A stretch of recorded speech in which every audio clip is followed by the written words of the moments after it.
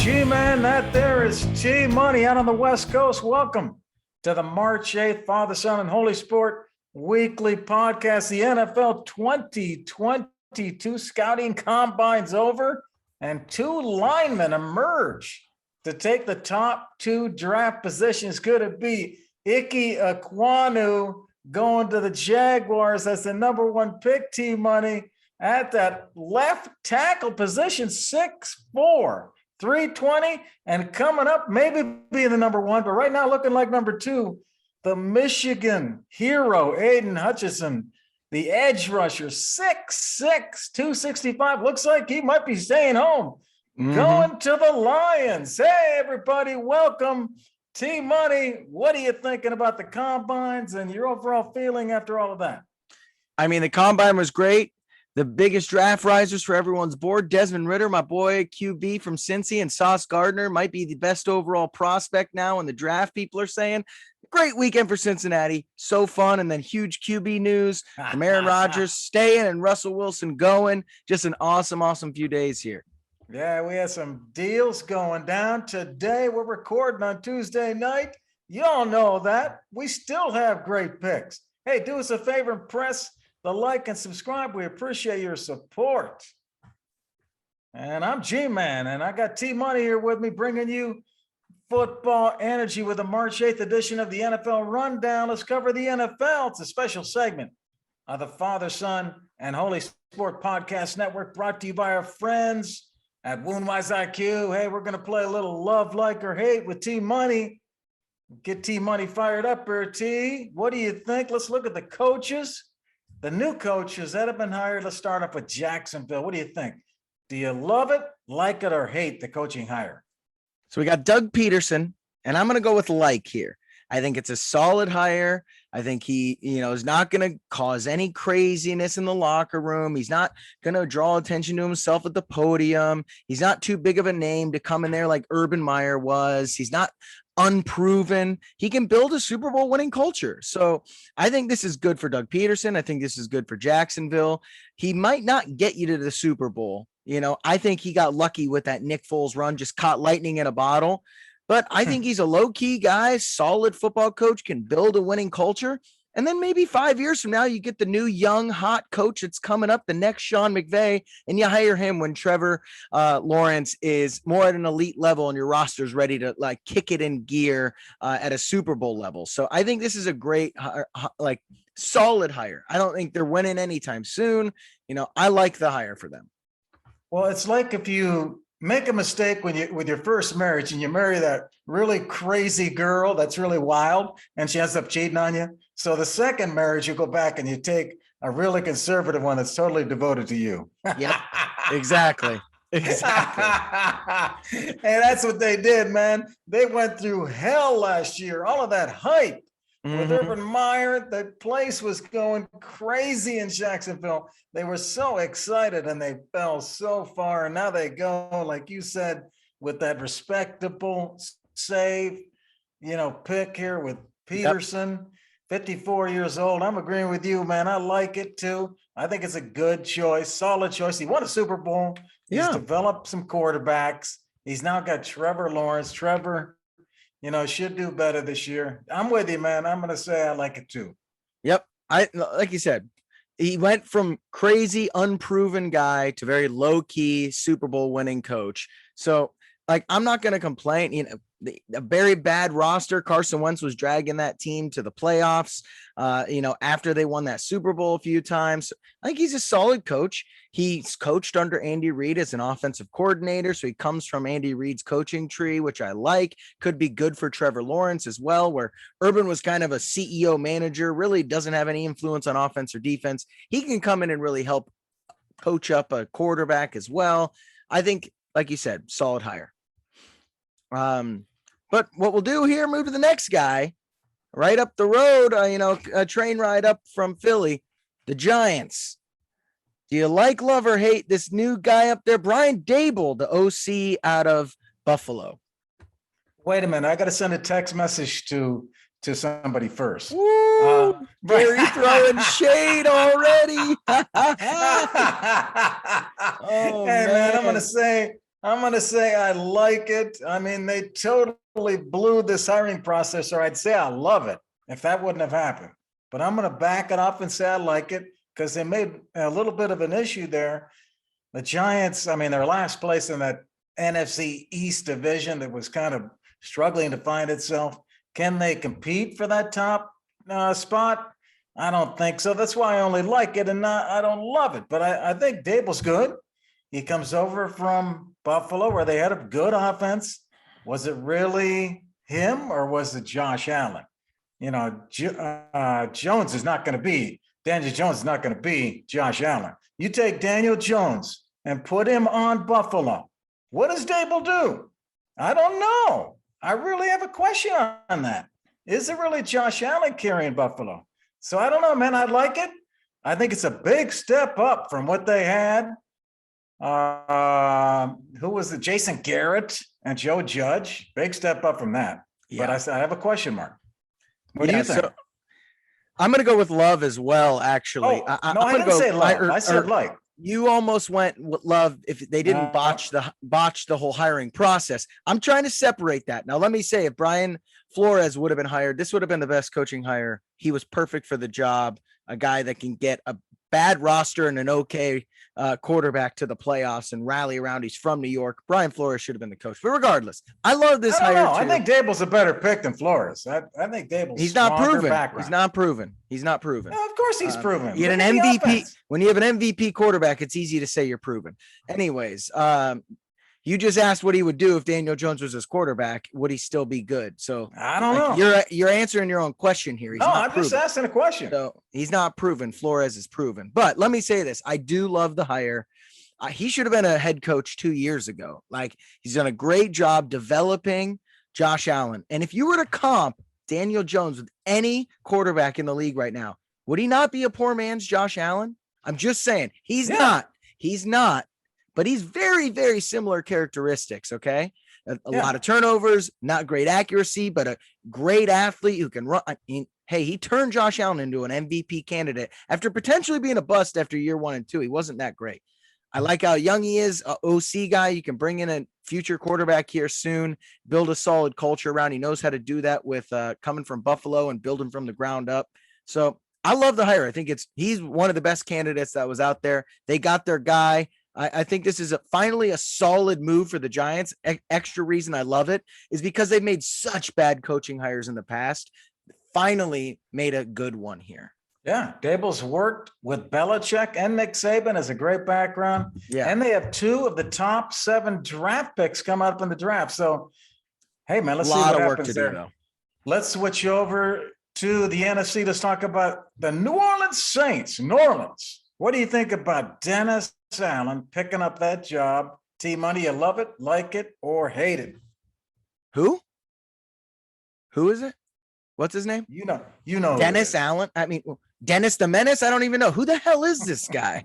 Do I like, love it, or hate it? I hate it. Like who? Dennis Allen. Wow, what a hot coaching candidate this guy was. So many people were just clawing for the Saints to interview this guy. No, this is a hate, clear as day. He's clearly a stopgap coach. There's so many more qualified coaches. He's been with the organization since 2015 and clearly hasn't done anything to warrant any other interviews. He was a head coach at one time and went 8-28 with the Raiders. So really, really confident in this guy's coaching. This was a solid roster. I mean, Jameis comes back and is healthy. If they re-sign him here, I mean, they could make a little splash here. I don't think this is a good hire at all. Not excited. I don't see them moving forward with him long-term. I just think this is just not a good hire. Does not put a vote of confidence in me at all, especially if I'm a Saints fan. Yeah, I'm agreeing with you, man. I hate it too. Guys, but another safe pick here. Yeah. Defensive coordinator for a long time. He was not a great head coach. Just coached, head coach 2012 to 2014, coached the Raiders. They did not finish in the top half of the league in passing yards and touchdowns. So only once. No, I'm sorry, one time during his reign did they finish in the top half. So the guy's not a great head coach. He's getting a shot again. Okay, great. Their defense was okay. New Orleans said, their defense was good. So he's there. The offensive coordinator is coming back. He's been there for 14 years. as the offensive coordinator. Offense was okay, if even that, but that was mainly due to the quarterbacks being out. Their biggest weapon in offense still Kamara. What's he going to do? They got real quarterback issues. This team's going to have a tough time hanging in. The only saving grace of this team is that division is weak. Tampa Bay is hurting. New Orleans finished second. Atlanta and Carolina probably are not going to pass New Orleans. So they still got a shot at this division, unbelievably. Yeah. And that's what I'm saying is you hear Tom Brady retires and this is the guy you hire. Like the division is wide open. Like you said, Jameis was like 5-1 when he started at quarterback at the beginning of this year. You could be a 2 seed in the playoffs potentially. Not a good hire. Just not a good hire at all. No vote of confidence. I agree. We're agreeing. Usually we're not agreeing all the time, but we're agreeing tonight. Yeah. So let's move on here to go to the cold plains of Minnesota. All right. Minnesota hires Kevin O'Connell, the OC from the Rams. Like, love, or hate this one? Hey, I'm going to go with a love on Kevin O'Connell. Matt, do you see the picture behind me? Look at that picture of this 36-year-old Rams offensive coordinator. The guy just won the Super Bowl, okay? Coming in here, a former quarterback himself. He played under Bill Belichick, and now he comes in with that Sean McVay aura all about him, and I think he's going to deliver too. I just don't think it's hype over Sean McVay. You know that he delivered on that LA Rams offense. He has the pedigree. The guy is smart. I think he's going to do it here, man. I'm going to go love it. Yeah, I agree with you here. I love it. Been with the Rams for 2 seasons and went from Jared Goff to Matthew Stafford and showed the progression of what you can do with a solid quarterback. He took Stafford from maybe the 15th best quarterback to a top 10 quarterback in the league this year, right? Well, why can't he do that with someone that's maybe a top 15, top 20 quarterback in Kirk Cousins? He's got the yards typically. He's got the touchdown to interception ratio, just making the right calls in the biggest moments. That's where having an offensive head coach that has been around Sean McVay, Kyle Shanahan, and these boys, doing a 180 from Mike Zimmer, who was defensive oriented and an older guy, to an offensive mind like Kevin O'Connell. I like this move. He likes Kirk Cousins, which I think is good for the organization. And you can draft a young QB with this guy because, like you said, he's 36. 3 years from now, you can have a young developing quarterback with this guy.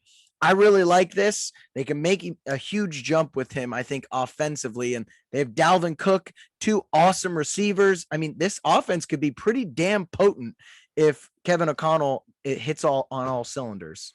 And O'Connell did work with Kirk Cousins. He was quarterback coach in 2017, and Cousins threw for 4,000 yards. So they do have history together. Yep. Hey, let's swing over to, we're agreeing on that again. Let's swing over to, hey, let's look at all the coaching hours. We talked about the coaching hours last week and this week. Adding it all up together, who do you think is the worst coaching hire out of, what do we got? 2, 4, 6. I'm showing nine hires. What do you think? Out of those 9, what's the worst one? Okay, give me a second real quick. I need to sidebar this. It should be Lovie Smith because they hired the same guy over and over again. Okay, it should be. But I'm giving them a pass purely because he has been to a Super Bowl and can maybe bring some winning culture to him, I guess. But it's not him. It's Dennis Allen. It's clearly Dennis Allen going back to from Dennis. the Saints. It's just such a bad hire. Like you said, the division is wide open. No one was interviewing this guy for their head coach. No one at all. Like, there's so many better candidates. Brian Flores would have been an awesome hire for them. Like, could you imagine Brian Flores coming to the Saints and dominating that division? There's so many better options out there than this guy. I mean, there's probably better no-name guys that weren't asked to be interviewed than this guy who was not asked to be interviewed. I just think Dennis Allen you're throwing away your potential here. I think, like you said, division's wide open. Jameis was solid. You got Michael Thomas, Kamara, solid defense. I throwaway here with Dennis Allen. Worst head coaching hire, clearly, to me. I'm not going there. Out of my 9, I'm going down to Florida where it's nice and warm, but it's not going to be warm here this year. The Dolphins training camp with their new coach, Mike McDaniel. How many people heard of Mike Woo! McDaniel? 38 years old, first shot here. He was an offensive coordinator for the 49ers. Now, what happened to the 49ers? They basically handed the ball to Daboll. There was no creativity there. Nothing really happened. They were injured all over the place. And their quarterback situation was a mess. This guy comes in to work with Tua. Come on, man. He might be Tua's friend. They could go out and have some beers, but is he going to coach him up? That defense without Flores there, Flores brought that defensive spark. Without him there, what happens to that defense? There's going to be immense pressure on McDaniel. He's not better than Flores. Is San Fran's offense good? Not really. They got Daboll. I don't see it, man. I'm going worse hire. Mike McDaniel of the Dolphins. Woo, G-Man calling out the NFL's new wonder kid. Everyone says this guy is the next Sean McVay and Kyle Shanahan. I could be totally wrong here. Hey, that's how I feel. Yeah. I'm going with the guy behind me. I think I said that to you last week. Like, I don't know who the hell this guy is. I think it's a bad hire because I don't know who the hell he is because he's so young and like been an offensive coordinator for 1 year. Like, well, he has glasses, so I think glasses kind of make you more intelligent. Oh, yeah, make you smarter. Yeah. I don't know why Gary would ever say that. But no, you're right, man. Just such a big question mark. Hilarious, though, because he's supposed to be the new wonder kid. Gary coming for blood. Hey, I'm just saying it could be early. That maybe 10 years from now he is, but I don't think so right now. Yeah, and clearly ownership there is a little rocky, so you don't know what kind of ground you have to stand on there. How much money is he going to take to lose the game? You know? Exactly. He won't even know what to do with that situation. Yeah, they needed someone more seasoned that can handle that owner. Yeah, and he's going to be like a puppet. Oh, yeah, probably, man. Well, so we went from the worst head coaching hire. Now, this isn't the best coaching hire, G, but of all the coaches, who's going to win the Super Bowl first? Well, it's the guy that's right behind me, Minnesota. The situation's ready to go. This guy's a great coach. Kirk Cousins is back. He's probably be in good shape. They've got a relationship. Justin Jefferson's back. Elite Dalvin Cook is back. These guys are going to put it together. I'm going Minnesota here, man, to be the first one out of these 9 to win the Super Bowl. All right. Hey, I don't mind Minnesota. They're solid. And I actually think that he can turn them around. They just got to get a good defense. So defense in the draft and go ahead. I'll make a prediction here along with it. They're going to beat Green Bay for that division title. Ooh, you heard it here first, baby. They're going to knock off Green Bay. Green Bay thinks they're sitting back. We got Aaron Rodgers to stay. Everything's cool. Let me tell you, Green Bay, some of those roots are starting to fray and underneath the dirt. All right. The plant's starting to shrivel up a little bit. You heard it here first from G-Man. Minnesota to win the division. Yeah. This year. All right. I love it. Well, I'm going to go with, after today's news, the clear-cut favorite in my eyes, and that's Nathaniel Hackett of Denver. I mean, that defense was already elite. Those weapons with Sutton and Patrick and Judy and Javonte Williams, their new running back. And now you're going to throw in Russell Wilson. Wow. I was going to say I hated or didn't like the hire if they didn't get A-Rod, but I think I like Russell Wilson more than Aaron Rodgers there. He can move. He's younger than Aaron Rodgers. He's more of a team guy. They don't need a tight end when you got 3 elite wide receivers there. Their offensive line has a stud at left tackle. I think this is a phenomenal win for Denver getting Russell Wilson. I think Nathaniel Hackett probably going to win a Super Bowl in the next year or two. I don't know many coaches that can say that were hired. I don't know many coaches that could say that are hired right now. Denver looks like a ready-made team, and I love Russell Wilson there. Watch out. Hey, I know you've been known to cook up a meal here and there, and you and Russ probably do some cooking together out there in the West Coast. But man, you are way over on this one. I am selling. I don't see how these guys get out of that division. Kansas City is going to win that division. No way Denver beats Kansas City. And I'll tell you what, I like the Raiders coach, Josh McDaniel, better than that Denver team. Raiders are going to beat Denver in that division. So I don't know how Denver gets out of this thing and even gets into the playoffs. Hey, you asked, okay, AFC North had the Bengals. They almost had the Browns and the Ravens in there, and Pittsburgh. All those teams almost made the playoffs. You had the NFC West. 3 teams made the playoffs, and Seattle wasn't that bad. I mean, you can have 3 teams make the playoffs. And they're going to pass your boy from the Chargers too. I know. I love Herbert. I love that team. So they're going to pass Herbert. Crazy division. That is a crazy division. That's by far the hardest division in sports now. I mean, the Raiders are not a joke. They made the playoffs last year too. Holy crap. I mean, that's an elite team, but if they can just get through that division, man, they are that defense and those weapons right there in that division. He was in a tough division though. He was in the NFC West with the Niners, the Rams, and the Cardinals. He's used to this. He's used to that.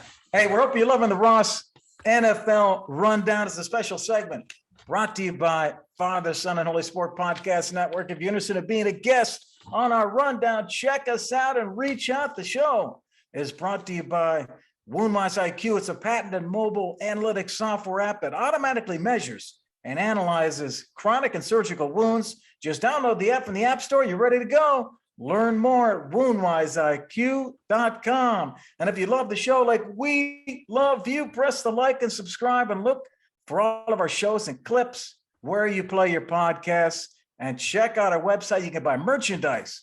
Father, Son, and Holy Sport.com. T-Money. It's starting to heat up here with all the trades and the draft coming up. Let's get it. All right, man. Let's get it. See ya. All right. Come on now. Let's see what Randy's got. Hey, I'm G, man. I have T-Money here with me from San Francisco, bringing you sports energy with the March 8th edition of the Chug and Chant special segment of the Father, Son, and Holy Sport Podcast Network. Do us all a favor. Press that like and subscribe. We appreciate your support. Okay, hey, we know Cousin Randy's taking over the Chug and Chant. Let's go up to him. Up on the San Francisco rooftops. Let's see if it's sunny or cloudy out there. What kind of beverage Cousin Randy's going to take down. Let's go up right now. Cousin Randy.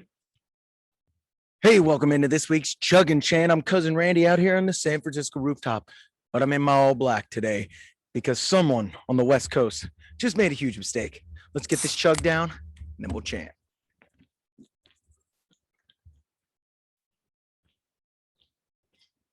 Woo, Seattle. What are you doing? This is the funeral for Seattle. Funeral for Pete Carroll. What are you doing letting Russell Wilson go? And for getting nickels and dimes on the dollar here, you're just getting ripped off. Denver sent you 2 firsts, 2 seconds, and a tight end, and you guys are jumping for joy? Washington wanted 3 firsts? What are you doing here, Seattle? Giving up Russell Wilson. Before he got there, he had 5 10-win seasons. In the last 10 years he's been there, you've had 8. He's carrying the worst offensive line in the league. He's carrying the worst pass defense in the league, an old aging coach that's stuck in the 90s run game, and he is taking to the playoffs and the Super Bowls, and look at you now. What are you going to have left in a few years? Pete Carroll, say goodbye to your coaching career. You're about to retire, that's for sure. Seattle fans, you're done. Drew Lock, oh, congratulations. What are you going to get? Malik Willis? That's 10 years from a Super Bowl. This is the death of the Seattle Seahawks and Pete Carroll. Let's all bow our heads. G-Man, T-Money, where do you stand? Oh, I love that. I love that, leaning over the funeral for Seattle. That was good. That was good. And Pete Carroll, the death of the Seahawks. Where do we stand? What do you think? God. What do you think, G? Where you stand? Oh, man. Hey, man. I mean, I think it's a win-win trade here. I don't totally agree with Randy, though. I don't see this as the death of the Seahawks, man. These guys got a lot for us. I think it's a win for both teams here. They get Drew Lock, they get Noah Fant, they get 2 first-rounders, 2 second-rounders. So they got a backup quarterback. What if they swing those first and second-rounders around and pull in Deshaun Watson with those picks? You know, do they have a way to maneuver here and get that quarterback? Even someone like Jameis Winston, could they pull a little reversal here and get those picks out there and pull in that starter quarterback. I think it's fine for Seattle. Russ was having some issues, which we're going to talk about. What do you think? I mean, I think this is the death of Pete Carroll. I kind of agree with Randy there. Like this, he's got to go. He's just too old school, stuck in the 90s, ground and pound, great defense. Like the death of new coaches is having a mediocre quarterback and a good defense. Like Mike Zimmer just got fired from the Vikings. Vic Fangio just got fired from Denver. They had mediocre quarterbacks and good defenses. Like you can try to win, but elite quarterbacks are how you win in the NFL now. And Pete Carroll doesn't want to evolve. And I think this is the death of him. I agree with you. Seattle has plenty of room. You know, it's not the death of them. They have plenty of room to make moves. I think they could bring in a guy like Teddy Bridgewater, great gap guy. Tyrod Taylor, Marcus Mariota. I think these are all solid B- guys that could, you know, maybe make them splash. I don't think they're getting to the playoffs because that division's so hard, but no. I don't think it's the death of Seattle. I just think Drew Lock's not the answer. Let's just start with that. I think that was a salary cap dump there personally. He only has 1 year left on this contract. He's done after this year. He's proven he can't be a starting quarterback. So I don't really care about Drew Lock in this. No offense, at phenomenal tight end. He's a freak athlete. And Harris is a solid D. I think they got an okay haul. I thought there was more trades out there, but with Russ's no trade clause, that makes it really hard to make moves to maybe better offers. Russ is 34. He had some injury issues. That finger issue, he was having some problems there. He was having some problems there. I think that Seattle saw the writing. This guy's getting a little bit older. Let's go. Let's rebuild a little bit. Let's get a little younger. Let's get some draft picks. Because if he has a bad year, then they have trouble getting that much for him. They got some great 2 first rounders and 2 second rounders for the year that Seattle had, and Russ. Supposedly they were offered more first rounders from other teams. But like I said, the no trade clause makes it tough. Let me say this though about the Seattle. They've not had very good draft choices recently. That's what scares me most about this. These guys have not been drafting well. They've got a lot of busts, a lot of guys who don't even start for them after 4 years. They have 2 Pro Bowlers in the last 4 years of drafting. One of them's a punter. Like they're not drafting great in the first place. So that's what scares me, but at least they got 2 solid guys out of it. But we'll see. I think this is an okay trade for Seattle. I think they could have gotten more, but great win for Denver. I think it's a win-win for both teams, but Seattle still is at 4th spot behind the Rams, behind the Cardinals, behind the 49ers. And then that's not going to change right here anytime soon. So, and they weren't going to change it in this trade, but let's swing over to the Denver side of this. I know you're high on Denver getting Russell Wilson. I have some concerns about this because of the division that they're in. And which Russell Wilson are they going to get? The one with the hurt finger or the one before that? That's my concern. Hey, I see the concern. My thinking is Russell Wilson's dealt with the toughest division in football the past 4 years. So what's changed? Like the Niners have made a Super Bowl. The Rams have made 2 in the past 4 years since he's been in Seattle. And that's just his division. So I'm not concerned about them because he's dealt with this his entire career, basically with a pretty tough division. Yes, it's going to be tougher for them to make the playoffs and, you know, for them to win a Super Bowl, it will be tougher, but I think the roster is maybe one of the best in the NFL right now and just demonstrably better team than he had in Seattle. His offensive line was one of the worst in Seattle. Now he's got a solid O-line. His defense was one of the worst pass defenses in the NFL.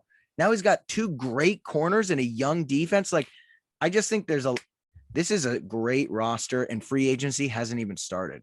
It's going to be great. It's a win-win for Denver and Russ. Yeah. And Denver's chance to make the playoffs before this move, to make the playoffs by Sportsline, 15% chance before this move, only 45% after this move still. Because of the division. 50% chance to make the playoffs, even with this move with Russ. No, I mean, that doesn't surprise me because the Raiders were supposedly the worst team in that division last year, and they went to the playoffs and the Chargers didn't. They both would have if they have tied. So really 3 teams made the playoffs last year. I think the biggest winner here, though, let me say, is Nathaniel Hackett. That guy almost went from Drew Lock and muddling with bad quarterbacks for the next 5 years and then getting fired to now Russell Wilson for probably the next 8 years and Super Bowl roster. Like, that guy's got to be ecstatic. I think they got a better move here than if Aaron Rodgers would win. I think this is a better I agree move with you. I agree with you. Younger and more team guy. I think this is awesome. Great leader. The guy's a great leader. Totally agree with you. That whole new leadership into that locker room is going to be something brand new for Denver. Totally agree. How about the conference power? Just to kind of wrap this up, looking at the conference power, moving from the NFC West to the AFC West. All of a sudden, the AFC is getting a lot tougher with the emergence of Burrow and the players that they already had. Now Russ coming in to the AFC, the NFC now without Tom Brady and losing Russ. And now, what's up here with this AFC is just getting tougher and tougher road, man, to make it to the conference title. Yeah, that it's just stacked. Like, he's Josh Allen and Stafford, Trey Lance, who knows who, Trey Lance and those guys, who knows who he's going to be, but it's really Aaron Rodgers and Stafford over there. Like, that's it. Yeah. There's no one else. Like Kyler. I mean, you got Dak. If your man Dak can pull it. I mean, I don't ever trust the Cowboys, especially when Mike McCarthy's the head coach, but like you said, the AFC is just stacked. I mean, stacked. Hey, man. Hey, we hope you love the Chung and Chant by Cousin Randy. It's a special segment brought to you by Father, Son, and Holy Sport Podcast Network.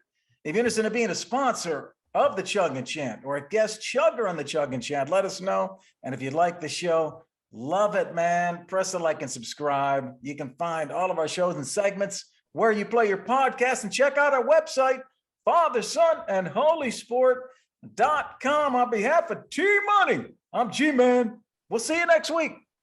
All right. See ya.